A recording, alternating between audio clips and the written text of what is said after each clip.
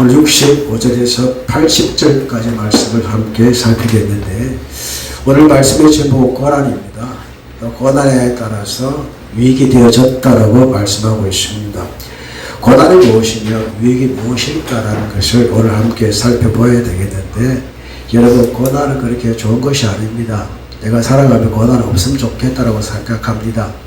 그러나 그 고난이 때로 나에게 유익이 되어지고, 그런 말미암아 내가 주의 윤리를 깨달았다라는 이 말씀의 의미가 우리에게 어떻게 다가와야 되는지를 한번 살펴보기를 바랍니다. 자, 먼저 이 다윗은 여호와여 주의 말씀대로 주의 종을 선대하셨다. 하나님 우리에게 말씀을 주시는 목적은 우리를 선대하기 위함입니다. 우리가 하나님께서 이 세상을 창조하실 때에 각 날마다 첫째 날, 일곱째 날마다 주님께서 그 날마다 보시기에 좋으셨다는 말씀이 있습니다. 하나님께서 세상을 만드실 때 보시기에 좋은 세상으로 만드셨습니다. 지난번에 제가 서울에 올라갔잖아요. 올라가는 그 저녁에 서울에 엄청나게 눈이 많이 왔더라 하더라고요. 그래서 그날 이제 병원에 갔다가 병원에서 나오니까 이제 오래간만에 저를 서울에서 영접한 첫째 아이가 영접하다 가니까 영접해서 공원인데 아버지 올림픽공원에 한번 가봐요 하더라고요. 올림픽공원에 가니까 그게 이제 옛날 그 백제의 수로가 있는 그건데 많이 좀 어떻게 단장해 놓은 그 길이 참 좋다고 가봤는데 진짜 새하얗게 내린 눈이 참 아름답다라는 것을 알게 되어졌고 그 길 따라 쭉 오는데 아주 그 예쁜 산이 있어요. 산이 있는데 눈 덮인 산이 너무나 예뻐가지고 여기나 저기가 어떤 산이라고 물어보니 아버지 남한산성이에요 하더라고요. 그래 아름답네 좋네. 남한산성은 우리 아프잖아요. 네. 그렇죠. 그렇지만 지나간 세월에는 저는 사라졌지만은 우리는 회복되어지고 아픈 지금 남아있지만은 다시 회복되어진 우리나라 대한민국 산이 아름답구나라는 걸 다시 한번 느꼈습니다. 그리고 지나갔는데 그 다음날 금요일 아침에 아버지 남한산성 가봐요 라고 또 말하기에 갔습니다. 그런데 먼머리 올라갔습니다. 올라가는데 사방에 눈이 쌓여있는데 얕은 올라가서 내려가니까 우리나라 금정산성 말 아시죠? 안에 그렇게 구성되어 있는데 더 발달되어진 장소인데 차를 세울 데가 없더라고. 왜? 눈이 와가지고 차를 못 되게 해서 야도 우여곡절 끝에 이제 그 차를 못 되게 밖에 나오려고 하니까 그게 일상 공간이라고 찻집이 있던데 아버지 여기 우리가 차를 먹기로 하고 대놓고 안 되겠습니까? 라고 하기에 그렇게 해보자 했는데 마침 차를 대고 그 집에 들어가니까 아직까지 장사 안 해요 하더라고요. 10시 반부터 한다. 옳다구나. 그 시간 동안 우리가 이제 가서 놀자라고 가서 한번 보자 해가지고 올라가는데 정말 아름다워요. 아름답고 좋고 한번 서울에 가시면은 남한산성에 막걸리는 들지 마시고 굉장히 아름다우니까 거기에 눈이 덮이고 하니까 이제 더 아름답다를 느꼈는데 여하튼 그 행당을 보고 행궁입니까?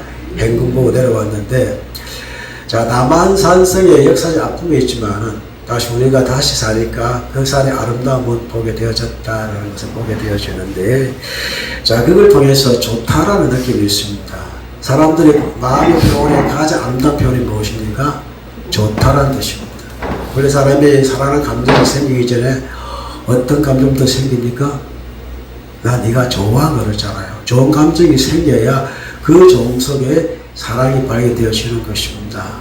그렇기에 하나님께 사람을 창조하실 때에 사람을 위하여 만드신 모든 세상은 하나님 보시기에 좋으셨다. 토브라는 단어이거든요. 오늘 여기 선대하다 이 뜻도 토브라는 단어입니다. 하나님께서 주의 말씀대로 주의 종을 선대하셨다. 즉 좋은 대접을 하셨다. 즉 아름답게 하셨다.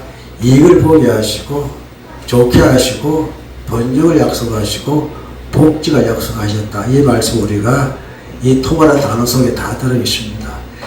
그런데 앞에 단서가 있습니다. 누구의 말씀대로? 주의 말씀대로. 하나님 말씀 우리에게 복을 주시기 위함입니다. 우리를 좋게 하시기 위한 모든 목적이 주의 말씀이 있는데 대신 누구에게 주의 종에게라는 말씀이 있습니다. 하나님 우리의 왕이 되십니다. 우리는 하나님의 백성입니다. 하나님 우리의 아버지가 되십니다. 우리는 주의 자녀입니다. 하나님 우리의 주인이 되십니다. 그렇다 우리는 주의 종이 되어집니다. 오늘 다윗은 하나님과 자신과의 관계에 대해서 나는 주님의 종입니다 라고 자신을 소개하고 있는데, 하나님께서 말씀을 통해서 당신의 종이 된, 하나님의 종이 된 그 다윗에게 계속해서 선대를 베풀어 주셨다는 의미가 담겨 있습니다. 여러분, 이제 종과 자녀와 백성, 이 세 가지 가운데 어떤 단어가 여러분의 눈에 들어옵니까? 가장 가까운 관계는 자녀겠죠. 자녀에게 필요한 것은 두 가지가 있습니다. 부모의 보호인 동시에 그 보호를 받는다는 것은 부모의 말에 순종하는 책임을 따라야 되고, 백성은 무엇입니까? 나라가 보호하는 대신에 그 보호에 따른 뭘 해야 됩니까? 복종, 그렇죠? 어떤 책임을 다해야 되어지고, 우리나라는 권리가 있는 동시에 의무가 있지 않습니까? 자, 몇 대 권리가 있습니까? 3대 권리가 있고, 몇 대 의무가 있습니까? 지금은 5대인가 의무가 있더라고요. 그리고 백성의 의무가 더 많다는 것을 알고 있고, 책임에 대한 의무가 그만큼 많다는 것이고, 맨 마지막에 종은 무엇입니까? 절대적인 순종입니다. 즉 다윗에게 있어서 하나님 말씀은 절대적인 가치였습니다. 그런 가치대로 사니까 늘 선대하신 하나님의 은혜를 이렇게 말씀을 통해서 고백할 수 있는 사람이 되어졌다는 것입니다. 여러분, 말씀이 달지 않던가요? 다윗과 계속 그의 말씀을 우리가 사모하잖아요. 어린아이가 젖을 사모하듯이 소위 그보다 더 단 말씀. 그렇게 다윗은 그 말씀 가운데에 절대적인 하나님 말씀의 가치를 두었기 때문에 그 생담을 잊지 못하는 그 사모함을 가지고 산 사람이 다윗이었습니다. 여러분 스스로 주인으로 살아간다고 하십니까? 그렇지 않습니다. 여러분 누구의 종으로 살고 있습니다. 물질을 추구합니까? 나는 그 물질의 종이 되어 있습니다. 권력을 추구합니까? 내가 그 권력의 종이 되어 있습니다. 내가 추구하는 그것들이 나를 데려가는 것이고, 나를 인도하시고, 거기에 내가 몰입되게 하시고, 거기에 마음을 빼앗기는 모든 것은 내가 그것에 종이 되었다는 것을 의미하는 것입니다. 다윗은 나는 하나님의 종입니다. 주의 말씀이 나의 이제 그 길이 되어지고, 주의 말씀대로 사는 것이 내가 해야 될 종의 자세입니다라는 사실을 다윗은 분명하게 고백하고 있습니다. 이 말씀은 바로 나에게 주시는 말씀입니다. 우리의 주인은 하나님이십니다. 우리의 삶의 절대 가치는 하나님의 말씀이 있습니다. 이 말씀대로 살아가는 우리에게 주님께 주시고자 하시는 것은 무엇입니까? 선대하시기를 기뻐하신다. 왜? 주의 말씀대로 선대하셨나이다라는 고백이 여러분과 제 입으로 고백되기를 축복합니다. 내가 주의 계명들을 믿었사오니, 자, 종은 주의 말씀 실제로 믿어야 됩니다. 그러니까 믿었사오니 좋은 명철과 지식을 내게 가르쳐 주소서라고 이렇게 기도합니다. 자, 명철이 무엇이며 또한 지식이 무엇이냐. 자, 우리가 주의 말씀을 믿는 그 순간부터 우리는 알아야 될 두 가지 사항이 있는데, 주의 말씀에 따라 그 믿음의 결과로 좋은 명철과 지식을 가르쳐달 열망 가운데 살아야 됩니다. 자, 명철은 탐이라는 단어가 있잖아요. 그렇죠? 그 뒤에 어떤 뜻이 있습니까? 분별력이 있습니다. 명철은 분별력입니다. 뒤에 또 지식이 있잖아요. 나아트라고 해서 지식 위에 통찰력입니다. 모든 지식은요, 사람이 살아가면 필요한 것들은요, 이제 분별력이 필요하고 그에 대한 통찰력이 필요합니다. 이래 우리가 살아갈 수 있는 이제 지혜가 발생하는데, 자, 우리가 주의 계명을 믿는 사람으로서 가장 알아야 될 두 가지 요소가, 하나님 나에게 명철을 주시옵소서. 이 명철의 단어는 탐, 이게 맛보다라는 뜻을 하고 있습니다. 음식을 하고 나면 우리가 이게 짠지 싱거운지 이걸 우리가 분별해야 되잖아요. 그게 다음입니다. 이게 명철입니다. 다음으로 나타나는 것입니다. 그래서 맛보고 알지어다. 다윗이 하나님의 말씀을 맛보고 알지어다라고 선포하듯이 주의 말씀에 맛이 있습니다. 이 맛보아. 그래서 이게 진짜 말씀인가? 너희가 영 분별력을 가져라. 어떤 사람이 복음을 전했을 때에 그걸 분별할 수 있는 맛볼 줄 아는 영적인 미의 감각, 말씀의 감각이 있어야 됩니다. 그래서 맛보아야 됩니다. 이게 우리가 분별력이고, 두 번째는 나한테라고 해가지고 지식인데 이에 통찰력입니다. 자, 모든 통찰력은 내가 하는 지식이 출발하잖아요. 여러분 이제 전문가 목에 알고 있는 지식들이 있는데, 그리고 우리 앞에 내내 떡이니까 김영애 집사님 몸에 대한 지식은 있잖아요. 우리보다 더 많잖아요. 그러나 그에 대해서 뭐가 있나요? 통찰력이 있습니다. 이게 좋고 요게 좋게 저거 뺄 거면 넣고 이렇게 통찰력을 발휘해야 하잖아요. 그러니 우리가 살아가는데 지식이 필요한데 그 지식에는 반드시 통찰력이 있는 지식. 말씀을 통해서 우리가 지식을 갖는데 지식 통해서 세상을 볼 줄 아는, 개수할 줄 아는 통찰력을 가르쳐 달라고 기도할 수 있는, 또 그렇게 말할 수 있는 여러분과 제가 늘 축복합니다. 자, 그렇게 되어지니까 다윗이 고난이 무엇이냐라는 것을 알게 되어지는데 읽어보겠습니다. 고난 당하기 전에는 내가 그릇 행하였더니 이제는 주의 말씀을 지키리라. 이 고난은 어떤 고난일까요? 다윗이 말하는 고난이 무엇이었을까요? 말씀대로 살지 못했을 때, 우리가 살아 고생하는 다른 단어입니다. 여러분 살아가면서 이런 고생을 고난으로 생각하시면 안 됩니다. 제가 수업을 이야기한 적이 있는데, 새벽 기도 가면서 돌아오는 길에 이제 옛날에 그 우유가 밖에 배달돼 있었잖아요. 새벽 기도 갔다 오면서 그 하나 솔솔 훔쳐 먹다가 새벽기도 갔다 오면서 주인에게 이제 들켜가지고 얻어맞았거든요. 그 소식을 들은 목사님이 그분에게 이제 찾아뵈가지고 할 말이 없잖아요. 예, 우유 훔쳐 먹다고 저렇게 얻어맞아가지고 집에 누워있는데. 그러니 그분이 목사님 위로한다고 하시고, 아유 목사님 저리 고난 당한 걸 위해서 아무것도 아니지. 이렇게 그냥 말 안을 붙여가지고 고난을 그렇게 생각하는데, 내가 잘못해서 당하는 고난은 대가를 치러야 되죠. 그에 대한 고난 내가 치러야, 그 고난이 아니고 처벌입니다. 벌 받는 겁니다. 그걸 고난으로 이렇게 생각해서는 안 되는데, 이게 약간 좀 이상하신 분들은 그걸 고난으로 생각하는데 아닙니다. 그걸 통해서 우리가 내가 도주하면 안 되는구나, 내가 주의 말씀 살아야 되겠다, 이렇게 예수님의 고난으로 생각하지 말고, 하나님 내가 말씀대로 살지 못해서 이제 말씀대로 살아야 되겠습니다. 이게 그 고난이 주는 의미가 되는 것입니다.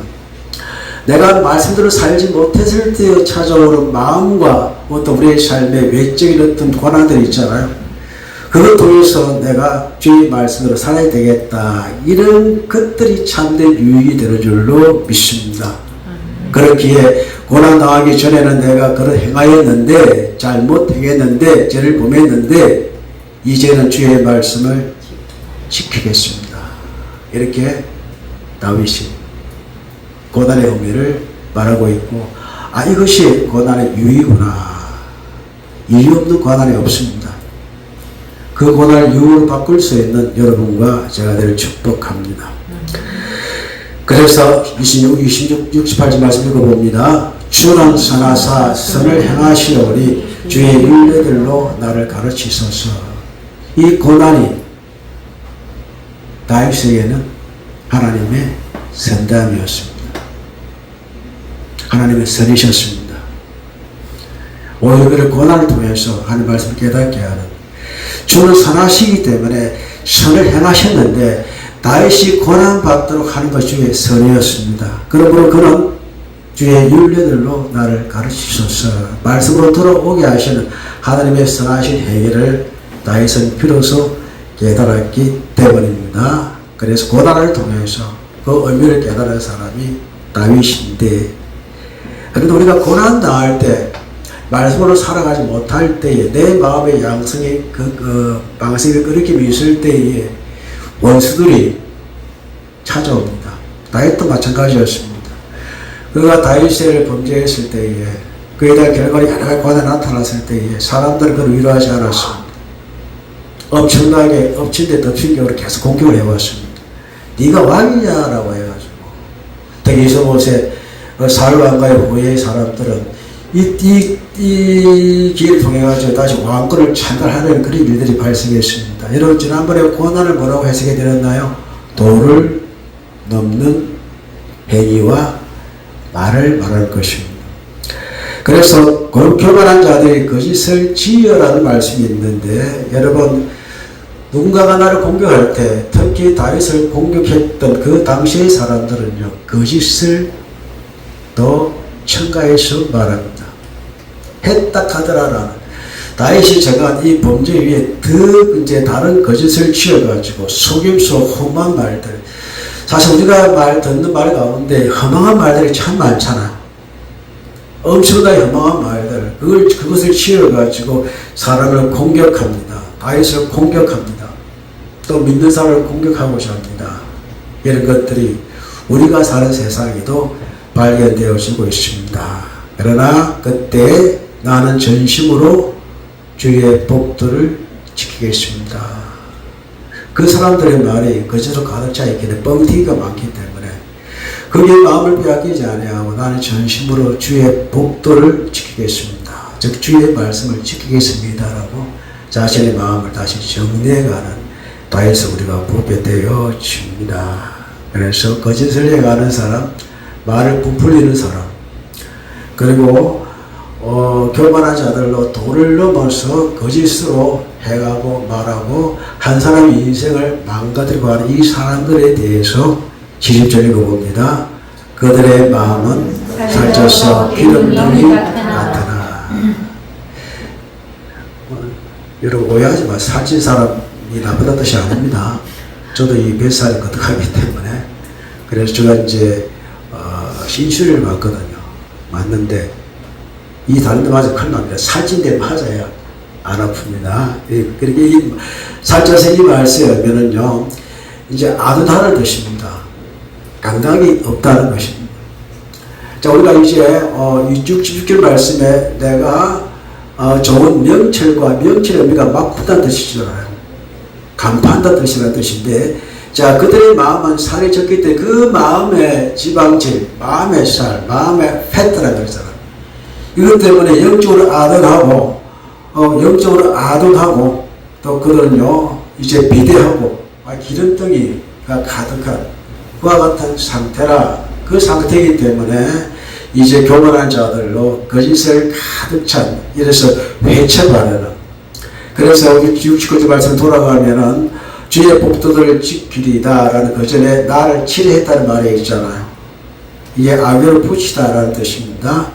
그렇기에 사람이 이제 한 사람을 또 자기 어떤 그 정적들이나 자기가 미워하는 원수들에 대해 이렇게 쳐말하듯이 그냥 거짓으로 쳐말하니까 진실이 볼 수 없을 정도로 그렇게 한다는 것입니다. 그러나 왜 그럴까? 그들의 마음이 그렇기 때문이다. 그러나 나는 주의 법을 사모합니다. 주의 법을 사모합니다. 이렇게 다윗은 자기의 마음을 또 정비하고 있습니다. 그러기 71절 함께 읽어봅니다. 고난 당한 것이 내게 유익이라 이런 말미암아 내가 주의 윤례를 배우게 되었나이다. 이게 67절 말씀과 동일한 말씀이긴 한데 이제 유익이라는 단어가 있잖아.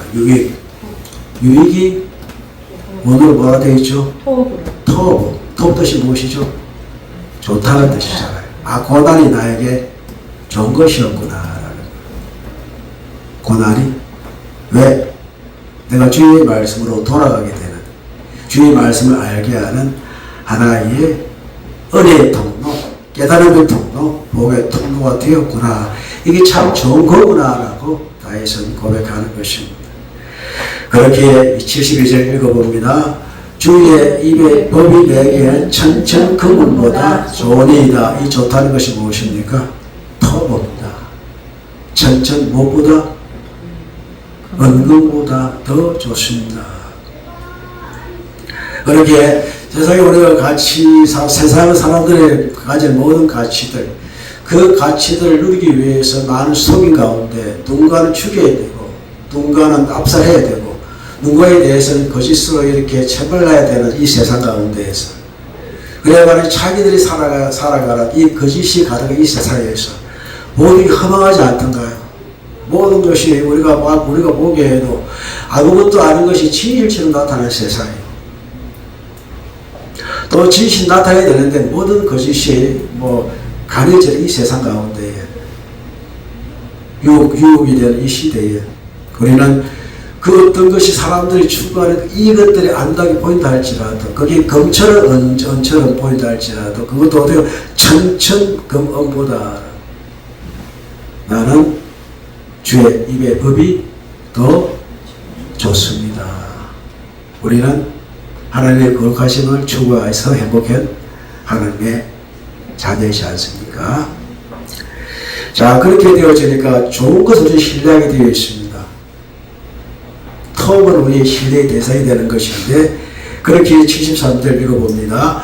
주의 손이 나를 만들고 세우셨사오니 내가 깨달아 주의 계명들을 배우게 하소서. 할렐루야. 우리 배심사님 운전하실 때 뭘 운전합니까?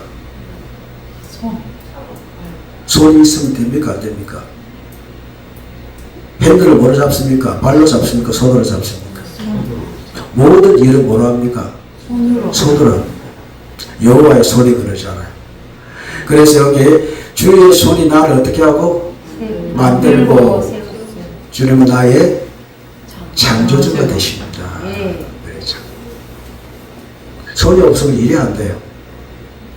그렇게 이제 손이 없은 사람이 입이나 발을 손 대용으로 쓰잖아요. 그 모든 손은 행위의 출발이고 창조의 출발이 되는 것입니다. 주의 손가락으로 만드신 이런 찬양이 있듯이, 시가 있듯이, 주의 손이 나를 만들고 세우셨사오니 만들고 바로 서게 하셨사오니 내가 깨달아 어떻게 해요? 주의 계명들을 배우게 하소서. 내가 그 주님을 깨달아 식별해서, 지각해서, 이해해서 주의 계명들을 또 배우게 하소서라는 그런 이 다윗의 간절함이 우리에게로 나타나기를 축복합니다. 자, 그렇게 되니까 74절 읽어봅니다. 주를 경외하는 자들이 나를 보고 기뻐하는 것은 내가 주의 말씀을 바라는 까닭이니이다. 자, 주를 경외하는 자들이 믿음의 동력자입니다. 여기에는 누구를 말할까요? 여러분과 저를 말합니다. 하늘을 경외하는 모든 주의 자녀들을 말하고, 주의 종들을 말하고, 주의 백성들을 말하는 것입니다. 단서가 있습니다. 주의 경외하는 자들이 나를 보고 기뻐하는 것은, 자, 여러분과 제가 서로 보고 기뻐하는 이유가 무엇입니까? 함께 하나님을 경외하는 하나님의 자녀들이기 때문입니다. 그렇게 내가 주의 말씀을 바라는 그 삶을 보고 기뻐해 주는 사람은 우리가 되어져야 합니다. 지난번에 우리가 어떻게 성탄 20개의 어떤 주문을 만들어서 이제 전해드렸는데, 그때 제가 앞에 멘트로 우리 교회가 한 일을 소개를 한 적이 있습니다. 그래서 목사의 가장 큰 기쁨이 무엇일까라고 생각해 보니까 성도에게 주의 말씀이 나타나는 것이다. 그런데 사실 그것을 이제 가지고 왔을 때에 업장 고민이 없었던 것은 사실 있었습니다. 왜? 1인당 20바구니인데 개당 3만원이면 얼마나 들어야 됩니까?